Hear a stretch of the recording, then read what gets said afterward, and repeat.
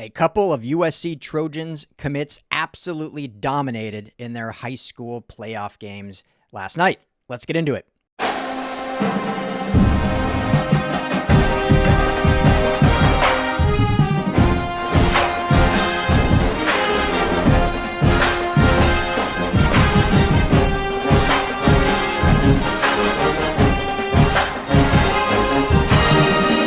Hey, Trojan family, what's up? Welcome to the USC LAFB show here on the LAFB network. I'm your host, Ryan Dyrud. Thank you, as always, for making this a part of your day. It's game day. Crosstown rivalry battle for the victory bell, USC versus UCLA at the Collie. I'm about to hit the road, hit the 110 down to the Coliseum.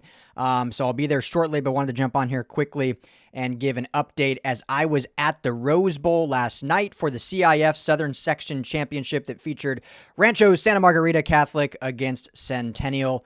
And just wanted to give a quick update because the main reason, obviously, good football game or hope to be a good football game right in my backyard here at the Rose Bowl. Who doesn't want to go to watch a game at the Rose Bowl anyway?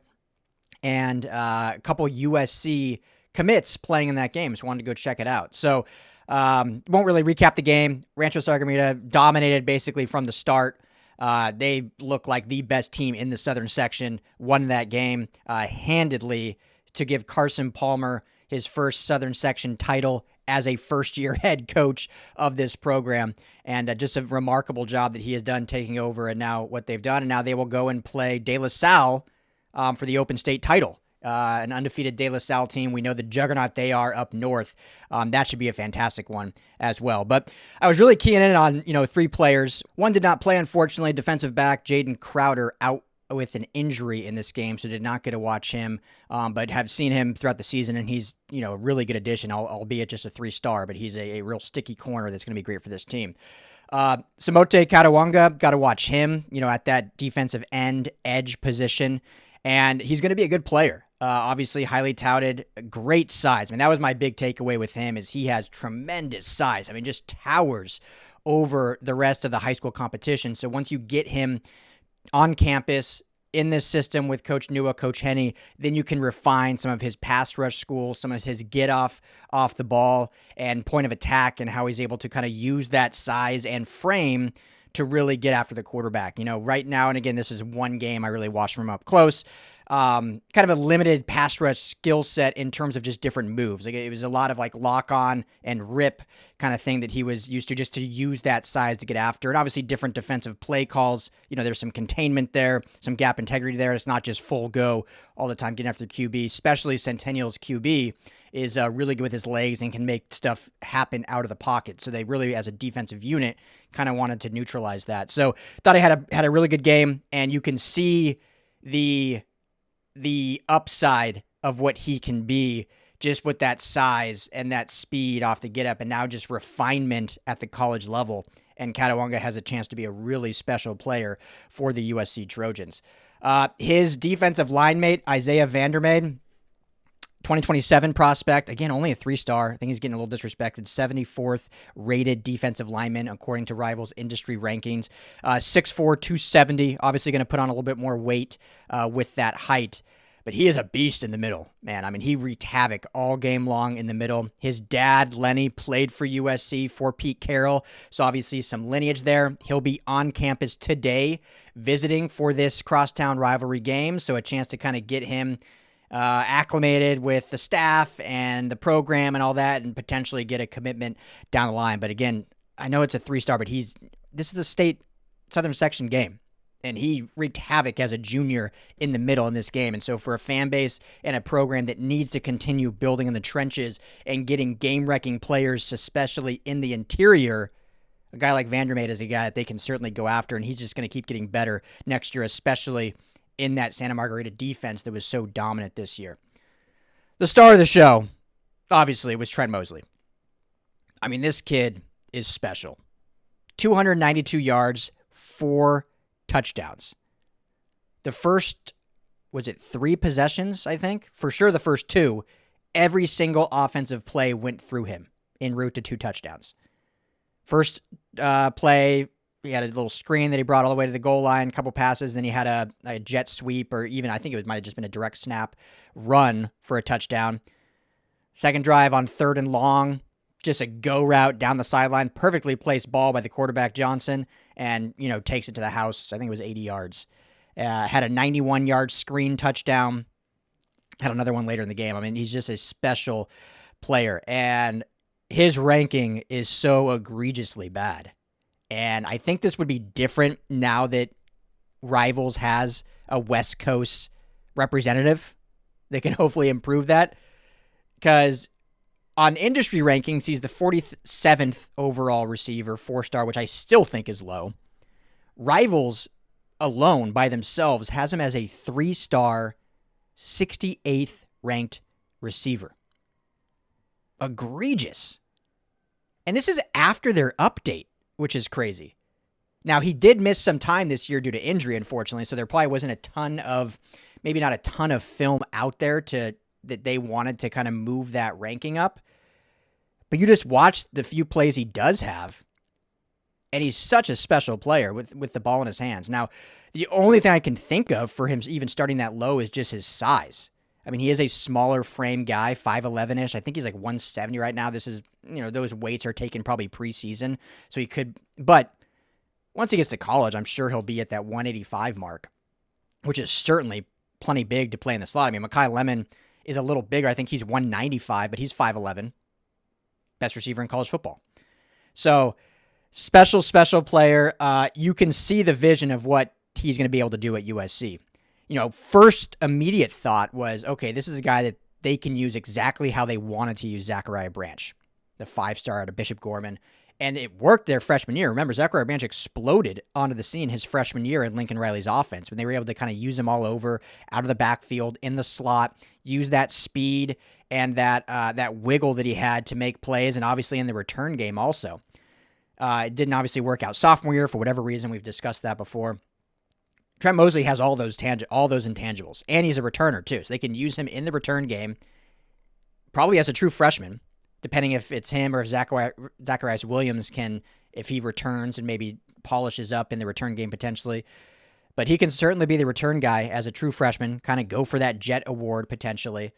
And they can certainly use him as a true freshman in this offense. And I don't want to say it as a gadget player, because I think he can do everything. I mean, he played a lot of snaps on the outside for Santa Margarita last night.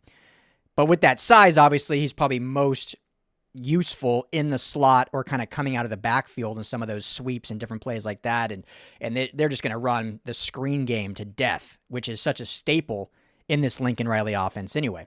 So the initial thought was, okay, this is a reincarnate of Zachariah Branch, what they want. When you look at the size, the speed, just what they're able to do on the football field. But you also see some Mekhi Lemon as well. Like I said, Mekhi Lemon a little bigger in terms of girth, in that 195, 200, 205 range, whereas Mosley right now is like the 170, 175. So not as bruising, I guess you could say, but can certainly do the exact route tree that Mekhi Lemon does. Has the hands, the catch radius, same height in terms of 5'11". So you see some Zachariah Branch, and you see some what Mekhi Lemon did this year, and they'll have that in spades with Trent Mosley. So such an underrated receiver. This fan base has to be fired up because he's going to be absolutely fantastic in this offense when he gets to campus. So fantastic game. 292, 4 touchdowns. Incredible. Last thing, quickly, I'll touch on Booby Feaster. Also had a game in his Texas playoff game yesterday. 3 touchdowns for him. That kid is special. When you look at his size, catch radius, the aggression he runs routes with like an aggression. Like you can tell there's route runners that are really I don't want to make this sound weird, but kind of like they're dainty route runners, right? Like very precise. It's almost like a like figure skating in terms of just the pure just precision of it. And those are great route runners. Booby Feaster is also a precise route runner, but he runs with like aggression, like runs with a hate on the ground. You think of like Isaiah Pacheco running back for the Chiefs, that it looks like he's just trying to beat up the ground the way he runs. I'm not saying Booby Feaster runs like that, but he runs routes like that with an aggressive nature that allows him to gain separation against the DBs. And then if he doesn't have separation, he just has such a great catch radius and such great hands. So we'll see what the offseason brings. We'll see what the portal looks like. We'll see if USC goes after like a they probably will need to go after some sort of veteran guy that has some playing time. You don't want to go into next season in an all-or-nothing season for Lincoln Riley with a lot of unprovenness at wide receiver. You probably need that one guy that's been there, done that. But with Tanook Hines, Boobie Feaster, Trent Mosley, and others, like, this is a really talented receiving room that can do a lot of really good things. I mean, Ohio State this year, I mean, they're obviously rolling with Jeremiah Smith's a true sophomore. Carnell Tate's pretty young. So it's not like you have to have, like, seniors, but they did it last year, too, with some veterans alongside them, and then now this was their time to shine. So you do probably want one guy, but we'll get into that into the season. So tremendous game last night. Just want to give a little recap there. USC commits looking fantastic. Big one today. I did a video on who's all visiting, a massive visitor list for your Trojans here at the Coliseum. So can't wait to get down there, see all you guys, see this USC team hopefully end on the right note, keep the victory bell home, and go into the offseason at 9-3 before bowl season. I'm going to release another video. Just say this at the end here, right before kickoff. Some more Lincoln Riley rumors. Again, I've said I don't love foddering to these rumors, but it is national relevance because of how crazy this coaching carousel is going to be. And tomorrow kind of marks the day when it's all going to start unfolding. So I'll get into that rumor, talk my opinion on it, drop that right before game day. So if you're here on the USC LAFB channel, make sure to hit that subscribe button, hit that bell notification so you get the noti when that drops before kickoff. And we'll see all you at the game. We'll be on the field after for our immediate reaction, most likely myself and Tim Prangley. And appreciate you all. As always, family, fight on. Hey, Trojan family, thank you so much for hanging out and watching the USC LAFB show. Before you go, let me tell you quickly about our friends over at Sleeper. Go right now, download the Sleeper app. It's the #1 sports app, not just for season-long fantasy, but they've got live pickers, they've got live stat updates, they've got a chat that you can chat with other users, plus the daily pick'em, which is a blast, or daily fantasy, whatever you want to call it. You go and pick 2 to 8 players across any sports. If you're talking USC, go choose Jade Mayava in his next matchup. Pick more or less passing yards, more or less touchdowns. You stack those, and you can win real money. When you go to make your first deposit, make sure you use our promo code USC LAFB. You're going to get a match deposit up to $100. Put in $100, you get $100 free to play with from Sleeper. Put in $10, they'll match you that $10, so now you're sitting at $20 to play with.